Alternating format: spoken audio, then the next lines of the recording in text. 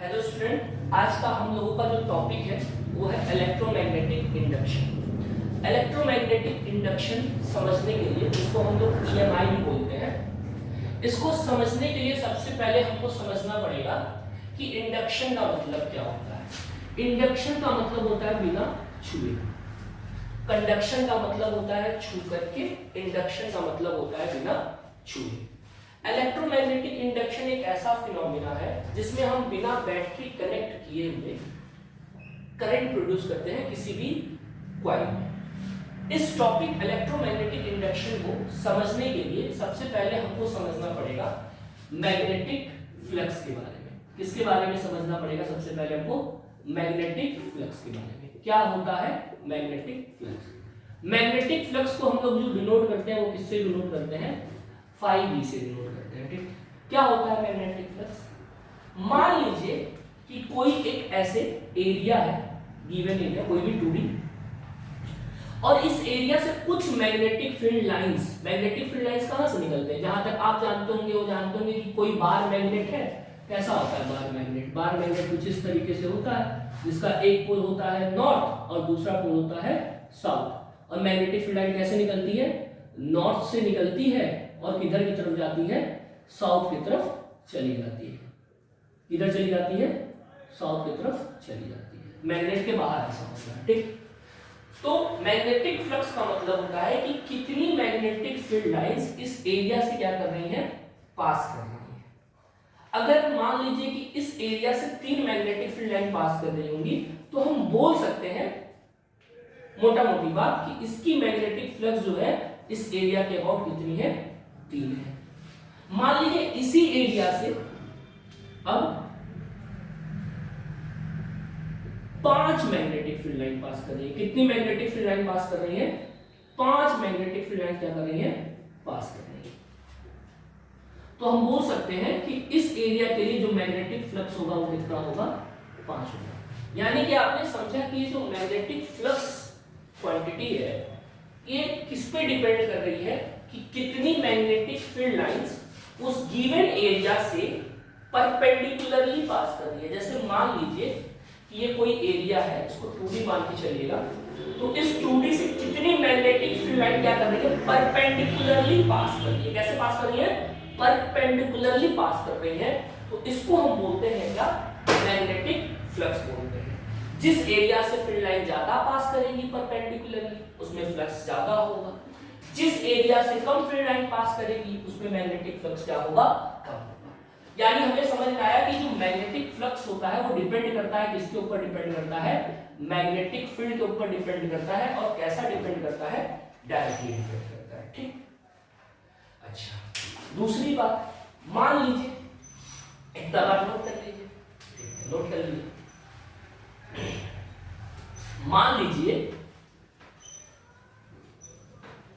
कि अब हमने बोला कि कुछ मैग्नेटिक फील्ड लाइंस इस जगह पर जा रही थी। लगभग इस जगह पे हमने कितने मैग्नेटिक फील्ड लाइंस बना दिए?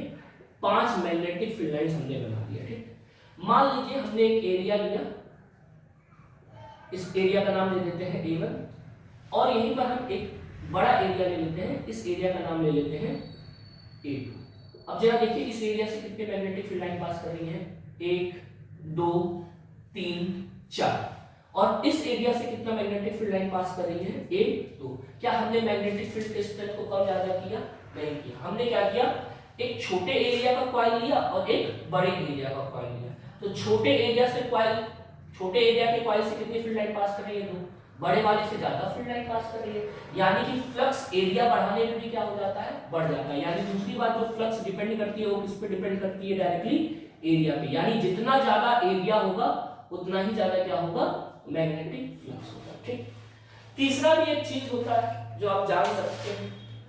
मान लीजिए कि इस एरिया से, इस रीजन में मान लीजिए इस कॉपी से 10 फील्ड लाइन पास करी है। कैसे फील्ड लाइन पास करी है? 10 फील्ड लाइन कुछ इस तरीके से पास कर रही है। ठीक, हमने इस कॉपी को कुछ इस तरीके से घुमाना चालू किया, तो क्या अभी भी मैग्नेटिक फील्ड लाइन 10 ही पास करेगा? नहीं पास करेगा। कितना फील्ड लाइन पास करेगा? धीरे धीरे कभी 9 होगा, 8 होगा, 7 होगा। पहले 10 9 8 7 6 5 ऐसे करते करते अब ऐसे जब रख दिया जाएगा तो कितनी मैग्नेटिक फील्ड पास करेगी? इससे एक भी मैग्नेटिक फील्ड लाइन ऐसे नहीं होगी जो इससे परपेंडिकुलरली पास करेगी। याद रखिएगा, कुछ लोग ऐसा सोच रहे होंगे कि सर एक ऑब्जेक्ट में तो इससे घुस के जाइए कर रहा होगा, नहीं भैया, मैग्नेटिक फील्ड लाइन कैसा पास होना चाहिए, परपेंडिकुलरली पास होना चाहिए। क्या ये बात समझ में आ रहा है? ठीक, यानी कि जैसे जैसे हम इसको रोटेट करते हैं वैसे वैसे फ्लक्स भी चेंज होता है। यानी फ्लक्स किस पे डिपेंड करता है? वो चीज एंगल पर भी डिपेंड करता है। इसीलिए जो हम मैग्नेटिक फ्लक्स का फॉर्मूला लेते हैं, तो मैग्नेटिक फ्लक्स का जो फॉर्मूला होता है वो क्या होता है? phi = BA cos theta. ठीक, मेरे ख्याल से मैग्नेटिक फ्लक्स अब आपको क्लियर हो गया होगा कि ये क्या है। सर मैग्नेटिक फ्लक्स काहे पढ़ रहे हैं? मैग्नेटिक फ्लक्स बच्चा इसलिए पढ़ रहे हैं ताकि हमको इलेक्ट्रोमैग्नेटिक इंडक्शन अच्छे से समझ में आए और फिजिक्स के इस टॉपिक को हमको रटना ना पड़े। क्लियर है ये बात? उतार लीजिए इसको, फिर आगे बढ़ते हैं। हो गया? चलिए अब जरा देखिए, मैग्नेटिक फ्लक्स एक फिजिकल क्वांटिटी है, तो भैया कुछ होना चाहिए, स्केलर है कि वेक्टर है। तो मैग्नेटिक फ्लक्स कैसी क्वांटिटी है? स्केलर क्वांटिटी है, इसके पास कोई भी डायरेक्शन नहीं होता है। मैग्नेटिक फील्ड का डायरेक्शन होता है और वो वेक्टर क्वांटिटी है, पर फ्लक्स का डायरेक्शन नहीं होता है। दूसरी बात, इसकी यूनिट क्या होगी? इसका यूनिट होता है बाबू वेबर। वेबर एक साइंटिस्ट का नाम है, तो इज्जत से कैपिटल W स्मॉल v। ठीक, तो एक वेबर में कितना होता है भैया? एक वेबर में कितना टेस्ला होता है? तो यहाँ से हम फॉर्मूले से देख सकते हैं। फ्लक्स का यूनिट हमने लिख दिया वेबर, मैग्नेटिक फील्ड का यूनिट हो गया टेस्ला। टेस्ला, ये वो टेस्ला नहीं है एलॉन मस्क वाला भैया, ये टेस्ला निकोला टेस्ला का नाम है। और ए हो गया आपका मीटर स्क्वायर। तो हम बोल सकते हैं cos थीटा की कोई यूनिट नहीं होती है भैया। तो एक वेबर बराबर हो जाएगा आपका किसका? 1 टेस्ला मीटर स्क्वायर। क्लियर है? यहां से क्वेश्चन आपका आ सकता है कई बार क्लास 10 के बोर्ड में, एक टेस्ला में कितना वेबर मीटर स्क्वायर होता है ये पूछ रखा है। क्लियर है ये बात? ठीक, अब हमने मैग्नेटिक फ्लक्स जान लिया, अब समझते हैं इलेक्ट्रोमैग्नेटिक इंडक्शन। इलेक्ट्रोमैग्नेटिक इंडक्शन के बारे में अब देखते हैं क्या है। इलेक्ट्रोमैग्नेटिक इंडक्शन के बारे में सबसे पहले इस चीज को किसने ऑब्जर्व किया था? इसको सबसे पहले ऑब्जर्व किया था माइकल फैराडे ने। इसी पे फैराडे के कुछ ऑब्जर्वेशन है, फैराडे के कुछ एक्सपेरिमेंट है। आइए इनके कुछ फैराडे एक्सपेरिमेंट को देखते हैं। सॉरी, फैराडे के एक्सपेरिमेंट देखिए। फैराडे ने एक एक्सपेरिमेंट किया। उन्होंने क्या किया? उन्होंने एक कॉइल रखा। क्या रखा? एक कॉइल। कॉइल का मतलब क्या होता है सर? कॉइल का मतलब होता है बच्चा कि कोई भी एक ऐसा वायर ले लो, वायर ऐसे ऐसे ले करके ऐसे घुमा दो, पूरा कंप्लीट हो जाए तो उसको क्या बोलते हैं? कॉइल बोलते हैं। ठीक, चलिए इस कॉइल में उन्होंने क्या लगाया? एक गैल्वेनोमीटर लगाया। गैल्वेनोमीटर क्या करता है सर? गैल्वेनोमीटर करंट को किसी भी सर्किट में डिटेक्ट करता है और साथ ही साथ करंट का डायरेक्शन बताता है। तो सर एमीटर क्या करता है? एमीटर एक्चुअल में सर्किट में कितना करंट फ्लो कर रहा है ये वैल्यू बताता है, और गैल्वेनोमीटर खाली ये बताता है कि करंट है या नहीं है, और है तो किस डायरेक्शन में है। ठीक, चलिए अब माइकल फैराडे ने एक कॉइल लिया। कॉइल इस तरीके से दिख रहा है, लगभग यहाँ पे सर्कुलर है, इस तरीके से गैल्वेनोमीटर से कनेक्ट कर रखा है। ठीक, और उन्होंने क्या लिया? एक बार मैग्नेट लिया। क्या लिया? एक बार मैग्नेट। बार मैग्नेट लिया, इधर मान लीजिए एक नॉर्थ पोल, इधर साउथ पोल, पोल को इधर उधर कर सकते हैं, कोई दिक्कत नहीं है। ठीक, उन्होंने देखा कि जब इस मैग्नेट को हम कॉइल की तरफ लेकर के जा रहे हैं, जब हम इस मैग्नेट को किधर की तरफ लेकर के जा रहे हैं? कॉइल की तरफ। ये देखिएगा, ये जो कॉइल मैंने बनाया है ये बोर्ड में 2D है, पर एक्चुअल में ये 3D है। ये कुछ इस तरीके का कॉइल। ये कॉइल कैसा है? कुछ इस तरीके का। बनाया ऐसे है पर ये है कैसा? कुछ इस तरीके से। बनाया ऐसे है पर ये है कैसा? कुछ इस तरीके से। यानी मैग्नेट कैसे जा रहा है? कुछ इस तरीके से। मैग्नेट कैसे जा रहा है? कुछ इस तरीके से। कैप वाला भाग नॉर्थ, ये वाला भाग साउथ। मैग्नेट इस तरीके से जा रहा है, और यहाँ पे हमने क्या लगा रखा है? इस जगह पे बीच में एक गैल्वेनोमीटर लगा रखा है। यहाँ बीच में हमने क्या लगा रखा है? गैल्वेनोमीटर। तो जब उन्होंने देखा कि जब मैग्नेट इससे पास हो रहा है कॉइल से, तो गैल्वेनोमीटर डिफ्लेक्ट कर रहा है। और मैंने बताया भैया गैल्वेनोमीटर तभी डिफ्लेक्ट कर सकता है जब इस सर्किट में क्या फ्लो हो रहा हो? करंट। इसका मतलब कि इस सर्किट में क्या फ्लो हो रहा है? करंट फ्लो हो रहा है। फिर उन्होंने एक चीज और करके देखा। क्या करके देखा? पहले तो उन्होंने कुछ इस तरीके से मैग्नेट को इस कॉइल की तरफ लेकर के गए, तो फिर देखा गैल्वेनोमीटर किसी एक डायरेक्शन में, मान लीजिए इस डायरेक्शन में गैल्वेनोमीटर क्या कर रही थी, डिफ्लेक्शन कर रही थी।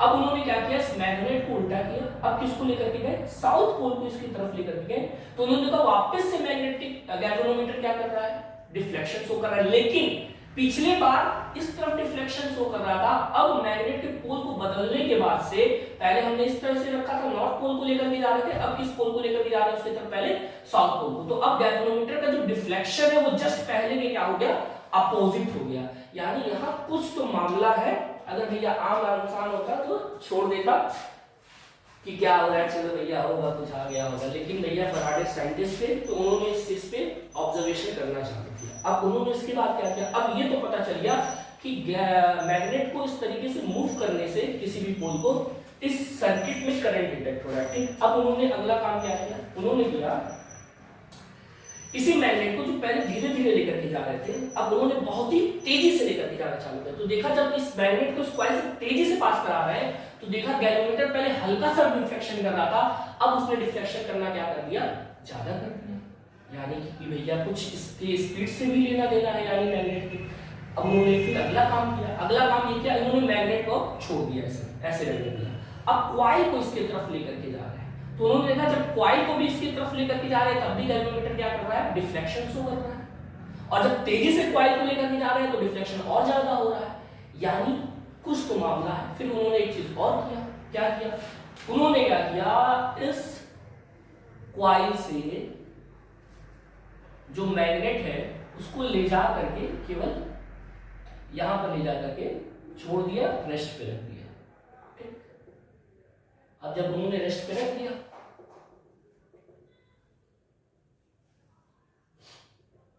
तो उन्होंने देखा जब इस तरीके से कॉइल को उन्होंने रेस्ट पे लगा कर रख दिया, तो गैल्वेनोमीटर ने डिफ्लेक्शन करना बंद कर दिया।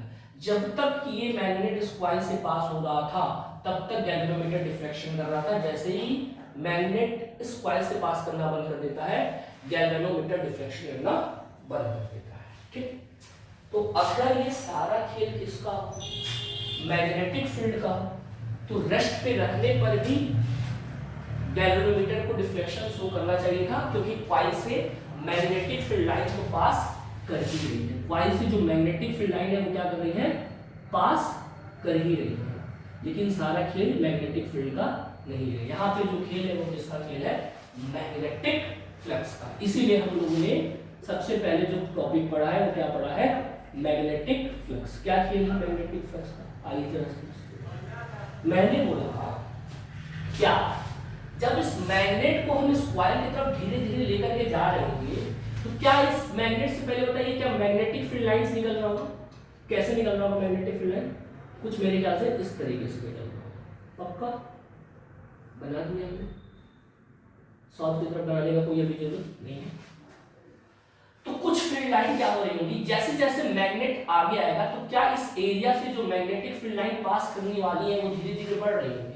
मान लीजिए इससे कुछ मैग्नेटिक फील्ड लाइंस ऐसे निकल गई, ऐसे निकल गई, ऐसे निकल गई, ऐसे निकल गई। तो जैसे जैसे ये इसके पास आएगा, मान लीजिए स्टार्टिंग में 3 मैग्नेटिक फील्ड लाइन पास कर रही है, तो जैसे जैसे ये मैग्नेट पास आता जाएगा, तो क्या इस कॉइल से जो number of magnetic field lines है वो ज्यादा पास होने लगेगी। तो क्या हम ऐसा बोल सकते हैं कि मान लीजिए पहले 3 मैग्नेटिक फील्ड लाइन पास कर रही थी, तो जैसे जैसे मैग्नेट पास आ रहा था, तो मैग्नेटिक फील्ड लाइंस 4, 5, 6 पास करने लगी। और यानी कि इसका मतलब मैग्नेटिक फील्ड का स्ट्रेंथ बढ़ रहा है इस कॉइल से। और अगर मैग्नेटिक फील्ड चेंज हो रहा है, तो क्या फ्लक्स का फॉर्मूला होता है, हमने पढ़ा है BA cos थीटा, और फ्लक्स डिपेंड करता है किसके ऊपर, मैग्नेटिक फील्ड के ऊपर। यानी मैग्नेटिक फील्ड अगर चेंज होगा तो फ्लक्स भी क्या होगा। पहले 3 मैग्नेटिक फील्ड लाइन पास कर रही थी, अब 5 करने लगी, फिर 6 करने लगी, तो यानी लगातार मैग्नेटिक फ्लक्स क्या हो रहा है, चेंज हो रहा है। क्या जब हम इस मैग्नेट को इससे दूर लेकर के जाएंगे, तब भी मैग्नेटिक फील्ड लाइन धीरे धीरे क्या होने लगेगी, घटने लगेगी। यानी कि हम बोल सकते हैं कि मैग्नेटिक फ्लक्स लगातार क्या होने लगेगा, घटने लगेगा। यानी कि मैग्नेटिक फ्लक्स वापस से चेंज हो रहा है। चाहे हम इस मैग्नेट को इस कॉइल की तरफ लेकर के आ रहे हैं, तो मैग्नेटिक फ्लक्स बढ़ रहा है लगातार कॉइल से, और जब इस मैग्नेट को कॉइल से दूर लेकर के जा रहे हैं, तो मैग्नेटिक फ्लक्स लगातार क्या कर रहा है, घट रहा है। यानी ये जो कहानी है इलेक्ट्रोमैग्नेटिक इंडक्शन का, वो कहानी डिपेंड करता है किसके ऊपर, कि जब जब इस कॉइल से पास होने वाली मैग्नेटिक फ्लक्स चेंज होंगी, तब तब गैल्वेनोमीटर डिफ्लेक्शन इंडक्शन कर रहा है, यानी तभी इस करंट इस सर्किट में करंट फ्लो कर रहा है। क्या चेंज होने पर? Magnetic flux.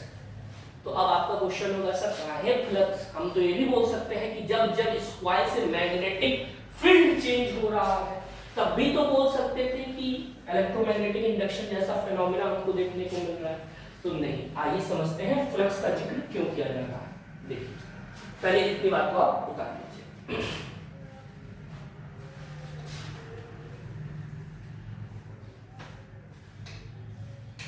हो गया?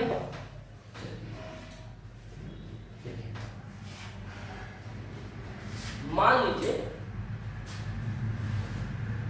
कि एक मैग्नेट हमने ऐसे रखा हुआ है, एक नॉर्थ पोल और एक साउथ पोल, इससे कुछ मैग्नेटिक फील्ड लाइन ऐसे क्या कर रहे हैं, पास कर रहे हैं।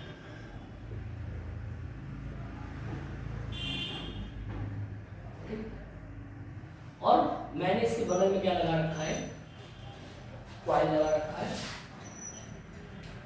ध्यान से देखिए, मैंने बोला ये कॉइल कुछ इस तरीके का है कि ये लगातार एक्सपेंड कर रहा है।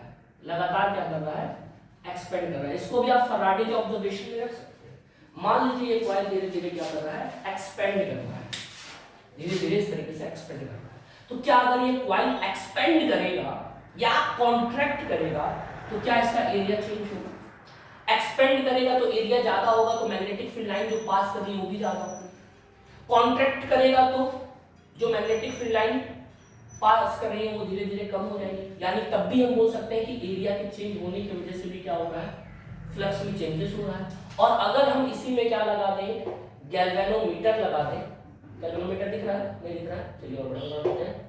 गैल्वेनोमीटर अगर इसी कॉइल में लगा देते हैं तो गैल्वेनोमीटर ने क्या करना चालू कर दिया, डिफ्लेक्शन करना चालू कर दिया। अगर हम इस कॉइल को क्या कर रहे हैं, एक्सपेंड कर रहे हैं या कॉन्ट्रैक्ट कर रहे हैं। क्या इस बार हमने मैग्नेटिक फील्ड को चेंज किया? नहीं भैया, मैग्नेट वही है तो मैग्नेटिक फील्ड भी वही होगा। इस बार क्या चेंज हुआ? एरिया, और एरिया की वजह से फिर क्या चेंज हो गया, फ्लक्स। तो ज्यादा बेहतर क्या है, क्या बोल देना कि इलेक्ट्रोमैग्नेटिक इंडक्शन क्यों होता है?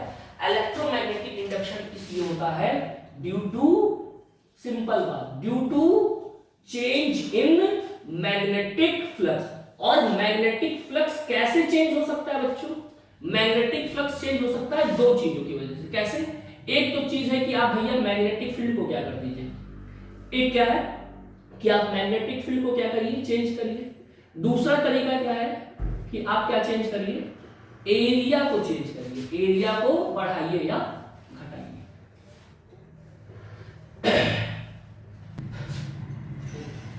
अब इसीलिए हम लोग का इलेक्ट्रोमैग्नेटिक इंडक्शन का डेफिनेशन क्या दिया होता है, electromagnetic induction is the phenomena in which N EMF, अभी समझते हैं ये ईएमएफ क्या है, कोई दिक्कत नहीं है, हाथों से टॉपिक है, आसानी से समझ में आ जाएगा।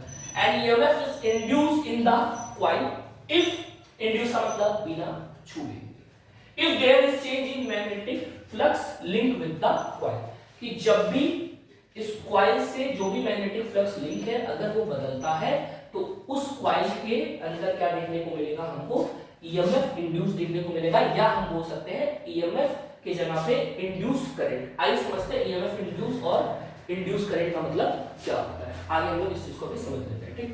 चलिए, हमने ये जान लिया कि इलेक्ट्रोमैग्नेटिक इंडक्शन के बारे में जिसने बताया भैया वो कौन थे भैया, सबसे पहले कौन बताने वाला था, ऑब्जर्व करने वाला फराडे थे। फराडे ने बताया कि भैया इलेक्ट्रोमैग्नेटिक इंडक्शन तभी हो सकता है जब उस कॉइल से लिंक मैग्नेटिक फ्लक्स चेंज हो, ठीक।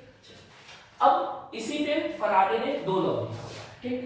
पहला लॉ क्या बोलता है फराडे का, अच्छा मोस्ट इंपॉर्टेंट चीज समझिएगा बात को, सर आपने ये तो बता दिया कि इलेक्ट्रोमैग्नेटिक इंडक्शन होता क्या है, क्यों होता है, लेकिन सर एक बात नहीं समझ में आया कि जो ये कॉइल दिया होता है ना और इसमें गैल्वेनोमीटर, तो क्वेश्चन पूछता है सर कि ये गैल्वेनोमीटर किधर डिफ्लेक्ट करेगा, मैग्नेट ऐसे लेकर के जा रहे हैं तो किधर डिफ्लेक्शन होगा, यानी करंट का डायरेक्शन किधर की तरफ होगा, ठीक। दो बातें हैं इलेक्ट्रोमैग्नेटिक इंडक्शन, किसने ऑब्जर्व किया, वो थे फराडे। कितना जो भी इसमें करंट बन रहा है या करंट कब बनता है भैया? जब किसी दो पॉइंट के बीच में क्या क्रिएट हो जाए, पोटेंशियल डिफरेंस, जिसको हम लोग बोलते हैं ईएमएफ। क्या बोलते हैं? ईएमएफ। कितना करंट या कितना ईएमएफ बन रहा है, ये भी किसने बनाया? फैराडे ने। बट ये करंट जो बन रहा है, अच्छा इस करंट का नाम क्या देते हैं? इस करंट का नाम हम देते हैं इंड्यूस करंट, क्योंकि ये करंट बैटरी से तो आया नहीं है, बिना छुए हुए इस कॉइल के अंदर इंड्यूस करंट बना है।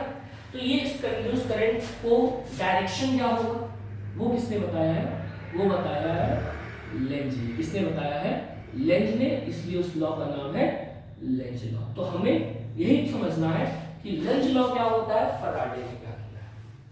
फैराडे ने कितना बनता है ईएमएफ कॉइल में, या कितना इंड्यूस्ड करंट बनता है, ये बताया है। जबकि लेंज ने क्या बताया है कि इस इंड्यूस करंट का डायरेक्शन किधर होगा, इसके बारे में बताया है। ठीक, तो अब हम लोग बात करते हैं Faraday law of electromagnetic induction. Faraday के टोटल कितने लॉ है? दो लॉ है, जो दिया फर्स्ट लॉ और सेकंड लॉ। फर्स्ट लॉ ये बताता है, जो हमने बात किया कि whenever there is a change in magnetic flux linked with the coil and EMF is induced। इसके बारे में हम लोगों ने बात कर लिया है कि जब भी फ्लक्स चेंज होगा तो EMF प्रोड्यूस होगा। ठीक, दूसरा बात क्या बोलता है सेकंड लॉ में कि the magnitude of EMF induced, जो EMF बन रहा है, EMF मतलब पोटेंशियल जो क्रिएट हो रहा है, भैया पोटेंशियल क्रिएट होगा कॉइल में तभी तो करंट फ्लो करेगा, is directly proportional to the rate of change in magnetic flux in the coil.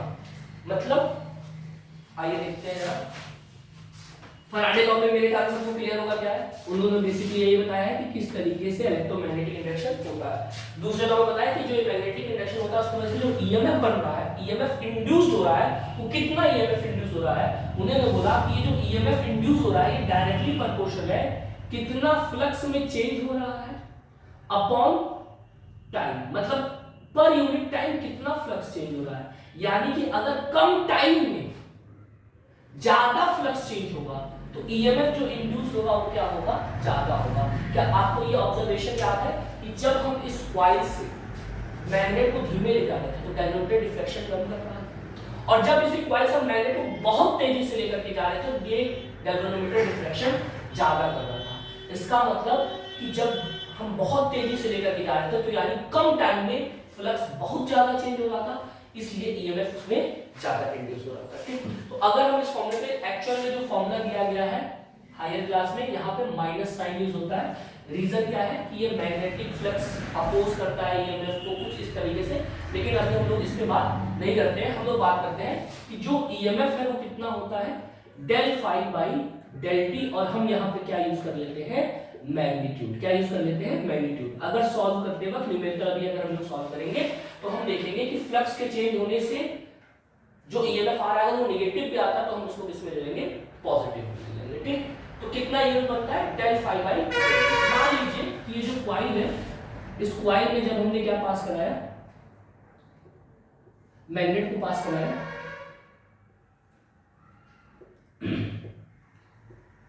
जब इस मैग्नेट को हमने क्या किया, पास कराया, तो गैल्वेनोमीटर में डिफ्लेक्शन किया। मान लीजिए अगर ये सर्किट कंप्लीट नहीं होता तब भी तो ईएमएफ तो बनता, यानी एक पॉइंट पे पोटेंशियल हाईयर होता और एक पॉइंट पे पोटेंशियल लोअर होता। इसीलिए बोल रहे हैं कि हमेशा क्या बनने वाला है, ईएमएफ इंड्यूस होने वाला है। और अगर यहाँ पे हमने इसको किसी तरीके से कनेक्ट कर दिया, जैसे हम यहाँ पे क्या लगा दे रहे हैं, एक तरीके से गैल्वेनोमीटर लगा दे रहे हैं, तो यहाँ कनेक्शन पूरा हो जाता है, तो इस वजह से इसमें क्या फ्लो करना चालू कर देगा, करंट फ्लो करना चालू कर देगा। इसीलिए हम बोलते हैं हमेशा कि बुक में भी दिया होता है करंट के बारे में ज्यादा जिक्र नहीं होता है। सबसे पहले जिक्र यही होता है कि अगर किसी भी कॉइल में फ्लक्स चेंज हो रहा है तो सबसे पहला जो चीज बनेगा वो क्या बनेगा, पोटेंशियल बनेगा, यानी ईएमएफ इंड्यूस होगा, ना कि इंड्यूस करंट। इंड्यूस करंट तब बनेगा जब इस सर्किट अपना क्या हो, पूरी तरीके से कंप्लीट हो। ठीक, अब जो इंड्यूस करंट इसमें बनेगा वो कितना बनेगा, तो क्या हम लोगों ने ओम्स लॉ पढ़ा है। ओम्स लॉ क्या होता है, I = V/R। तो I कितना इंड्यूस करंट बनेगा, V की जगह हम लोग पोटेंशियल E को लिख सकते हैं। मान लीजिए इस कॉइल का रेजिस्टेंस कितना हो, R, कितना हो रेजिस्टेंस कॉइल का R, तो हम लोग लिख सकते हैं ना, I = E की जगह पे कितना लिख सकते हैं, del phi by del t, और नीचे क्या हो जाएगा, R। तो I इस तरीके से हम लोग इंड्यूस करंट निकाल सकते हैं। तो कितना इंड्यूस करंट बनेगा कॉइल में, ये फैराडे ने बता दिया। अब रहा बात कि सर ये लेंज लॉ जो डायरेक्शन है, ये इंड्यूस करंट का जो डायरेक्शन आता है, यही बहुत झमेला करता है, इसको कैसे करें। आई। लेंज लॉ ने सिंपली कुछ बात बताया है, उतर गया ये। चलिए, लेंज लॉ ने बोला है कि भैया जो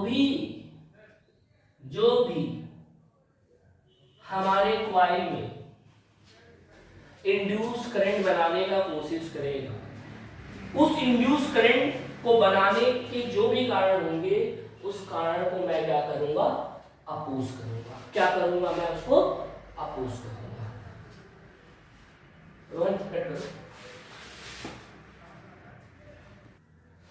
लेंज लॉ ने जो बात बोला है, यही बोला है कि direction of induced current is such that it opposes the cause which produce it. जो भी इस कॉइल में इंड्यूस करंट बना रहा है, उसका जो भी कॉज है, और कॉज कौन है, मैग्नेटिक फ्लक्स, उसको हमेशा ये क्या करेगा, इंड्यूस करंट किसी तरीके से अपोज करेगा। जैसे एग्जांपल पे हम लोग सपोज करते हैं, मान लीजिए एकदम सिंपल पहले एग्जांपल लेते हैं, तभी हम लोग कॉइल और मैग्नेट को समझ पाएंगे। ठीक, देखिए मान लीजिए कुछ मैग्नेटिक फील्ड लाइंस है। देखिए मैग्नेटिक फील्ड लाइंस हम बोर्ड पे 3D वे में नहीं बना सकते। मान लीजिए मैग्नेटिक फील्ड लाइंस कैसे जा रही है, अंदर। क्रॉस का मतलब होता है कि जो मैग्नेटिक फील्ड लाइंस है ना, वो किधर की तरफ जा रही है, अंदर की तरफ। कैसे जा रही है, मतलब बोर्ड के अंदर जा रही है। इमेजिन हो रहा है मैग्नेटिक फील्ड लाइन कैसे जा रही है, बोर्ड के अंदर जा रही है। कैसे जा रही है, अंदर जा रही है। ठीक, तो हमने कैसे रिप्रेजेंट कर दिया, क्रॉस यानी मैग्नेटिक फील्ड अंदर। और हमने क्या किया है, इसमें एक कॉइल ले रखा है। क्या ले रखा है, कॉइल ले रखा है। ठीक, कॉइल क्लोज्ड है यानी करंट फ्लो कर सकता है। हमने कहा कि ये जो मैग्नेटिक फील्ड है, मान लीजिए लगातार इंक्रीज कर रहा है। क्या कर रहा है, लगातार। सपोज करिए लेंज लॉ को समझने के लिए कि मैग्नेटिक फील्ड लगातार क्या कर रहा है, इंक्रीज कर रहा है। तो क्या अगर मैग्नेटिक फील्ड लगातार इंक्रीज कर रहा है, क्या समझिएगा, अगर मैग्नेटिक फील्ड, यहां पे देखिए मैग्नेटिक फील्ड लगातार इंक्रीज कर रहा है, इंक्रीज कर रहा है, तो क्या हम बोल सकते हैं कि जो मैग्नेटिक फ्लक्स इस कॉइल से पास हो रहा है थ्रू कॉइल, वो भी क्या करेगा, इंक्रीज करेगा। भैया मैग्नेटिक फील्ड बढ़ेगा, मैग्नेटिक फील्ड स्ट्रेंथ बढ़ेगा तो फ्लक्स भी बढ़ेगा। तो ये कॉइल क्या करना चाहेगा, ये कॉइल कहेगा कि हमारे अंदर से फ्लक्स को चेंज कर रहे हो और हमारे अंदर इंड्यूस करंट बना रहे हो, तो हम कुछ ऐसा इंड्यूस करंट बनाएंगे कि जो फ्लक्स बढ़ा रहे हो ना तुम, हम उस फ्लक्स को क्या करना चालू कर देंगे, घटाना चालू कर देंगे। क्या करना चालू कर देंगे, घटाना। ध्यान समझिएगा, मैग्नेटिक फील्ड बढ़ रहा है, तो मैग्नेटिक फील्ड के बढ़ने से फ्लक्स भी इस कॉइल के क्रॉस क्या होगा, बढ़ेगा। तो कॉइल कहेगा कि हम फ्लक्स को क्या करेंगे, घटाएंगे। अब कैसे घटाएंगे भैया, तो उसने बोला इंड्यूस करंट जो बना रहा है उसको ऐसा बनाएंगे कि मैग्नेटिक फ्लक्स क्या हो, घटने लगे। अब जरा बताइए, इससे पास होने वाला मैग्नेटिक फील्ड लाइन कैसे है, अंदर की तरफ। तो अभी कैसे अपने अंदर इंड्यूस करंट को बनाए कि मैग्नेटिक फील्ड इस मैग्नेटिक फील्ड को अपोज करने लगे। यानी कि करंट अगर इस तरीके से ये एंटी क्लॉकवाइज फ्लो कराता है, तो मैग्नेटिक फील्ड इस कॉइल की वजह से कैसा बनेगा, बाहर की तरफ। यानी पहले से बने हुए मैग्नेटिक फील्ड को क्या करेगा, अपोज करेगा।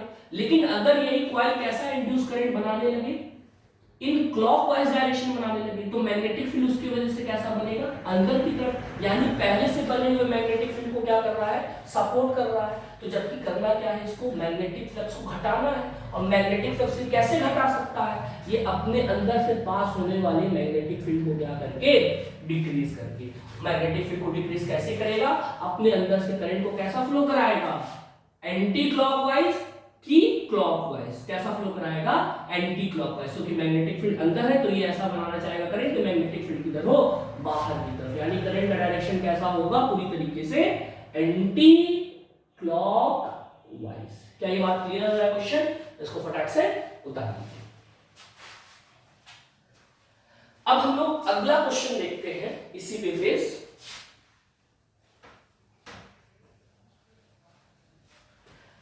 मान लीजिए अब इसी क्वेश्चन में मैंने बोल दिया कि मैग्नेटिक फील्ड लाइंस जो पास कर रही हैं, अब मैग्नेटिक फील्ड लगातार क्या कर रही है, घट रही है। क्या कर रही है, लगातार डिक्रीज कर रही है। ध्यान से देखिएगा, तो अगर मैग्नेटिक फील्ड लगातार क्या कर रही है, मैग्नेटिक फील्ड लगातार क्या कर रही है, डिक्रीज कर रही है। क्या कर रही है, डिक्रीज कर रही है। तो फ्लक्स भी क्या होगा, कॉइल के अबाउट डिक्रीज होगा।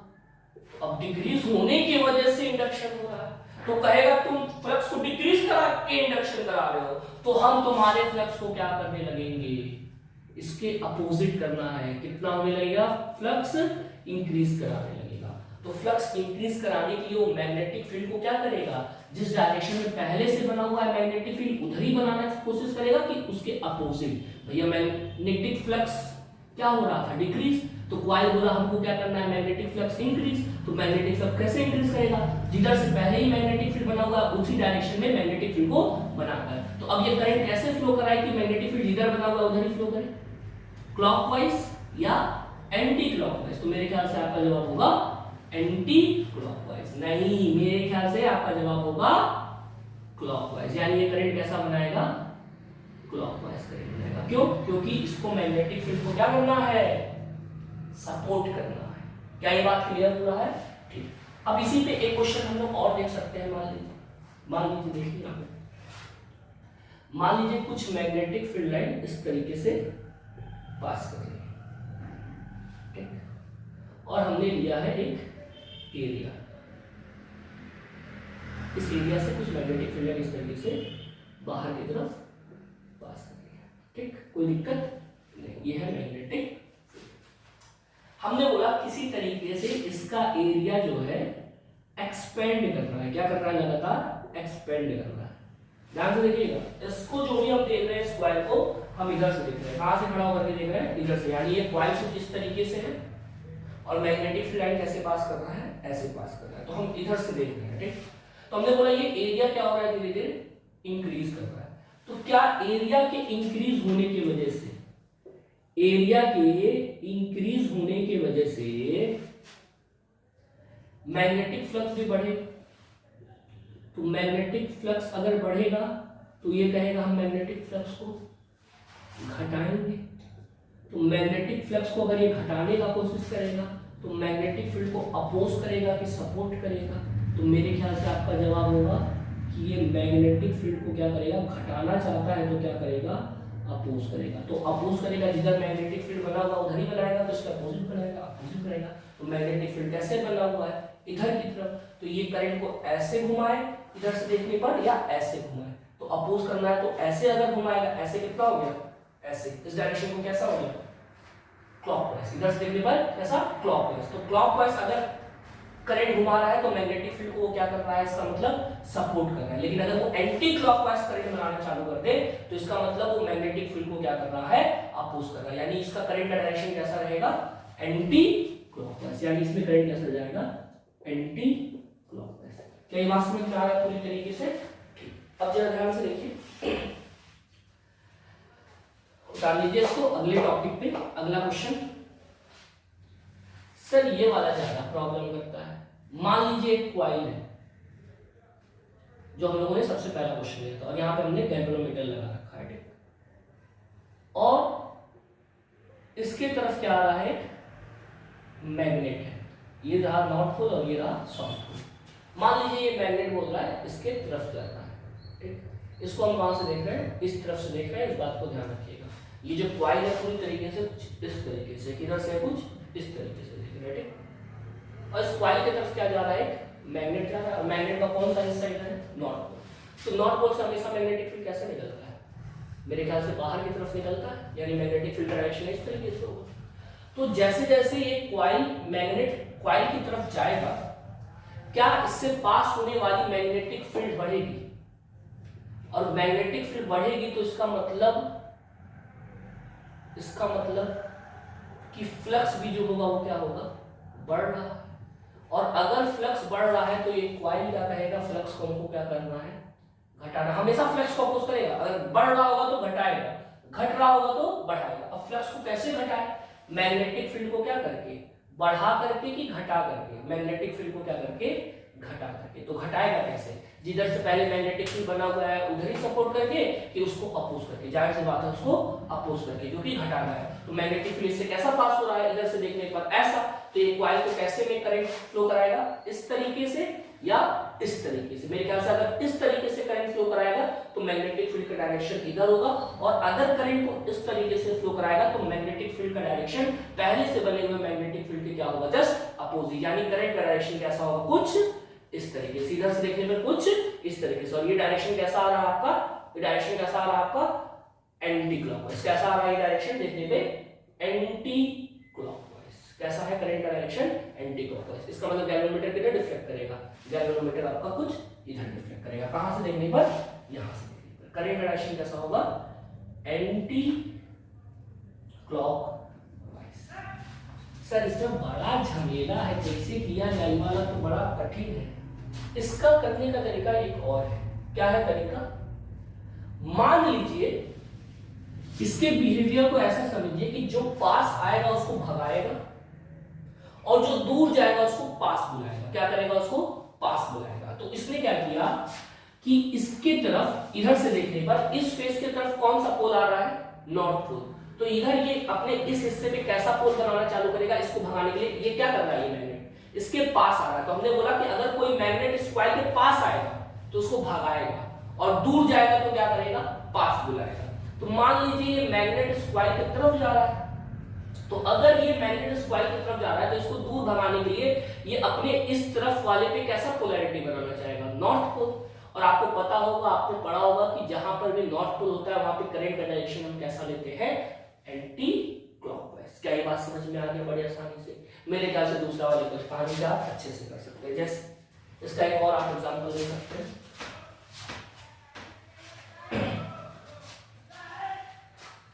मान लीजिए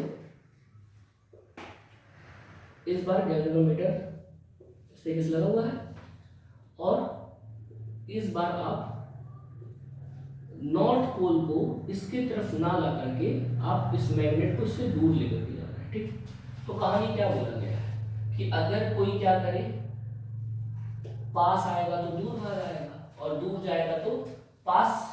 ये सारा कहानी हम इधर से देख रहे हैं, ठीक।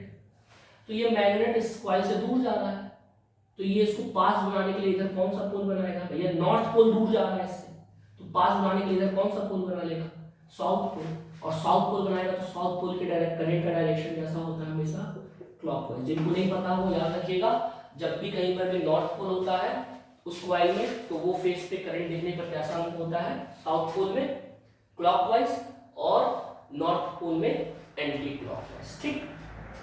क्लियर है यहाँ तक बात? इसी पे आपका एक क्वेश्चन है, ये आपको सॉल्व करना है और बताना है। क्वेश्चन है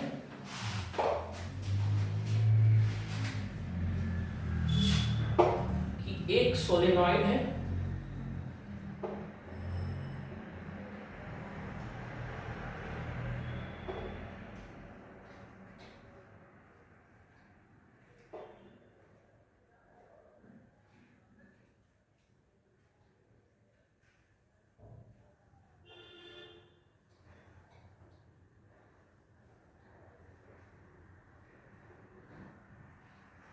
और इस सोलेनॉइड से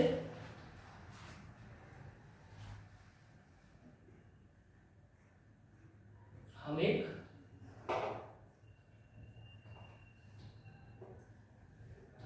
मैग्नेट लेकर के जा रहे हैं। इसके तरफ ये पोल है साउथ, ये पोल है नॉर्थ। मैग्नेट का डायरेक्शन है इधर। तो अब आपको बताना है कि गैल्वेनोमीटर का डिफ्लेक्शन किधर होगा।